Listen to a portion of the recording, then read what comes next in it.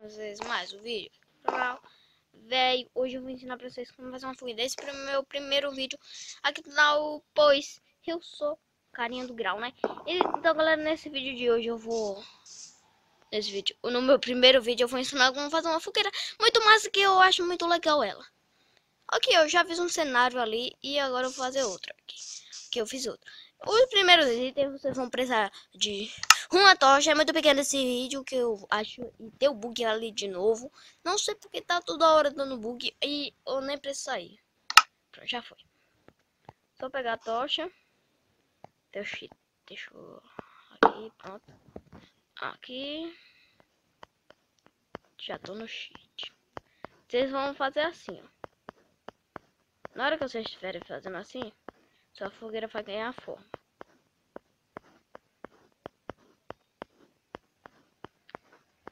Eu acho muito legal essa fogueira pra quem de acampamento tradicional. Tipo, eu tenho Minecraft Pocket Edition. Eu não tinha, pensei que é a fogueira verdadeira. Nada a ver, você pode fazer essa fogueira que eu tô ensinando aqui agora.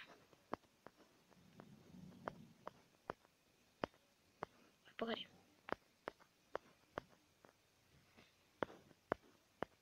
Pronto, pronto, já foi. Galera, olha como a sua fogueira ficou legal. Meu Deus, velho. Que fogueira tradicional. E olha só que fica igualzinho a essa aqui. Acho que essa aqui ficou um pouco menor que eu. Pra fazer esse aí que eu tô negócio aí. E olha só como ficou a noite, velho. A pessoa tranquilamente na fogueira. Galera, espero que vocês tenham gostado desse vídeo. Galera, deixa o seu like aí e tchau.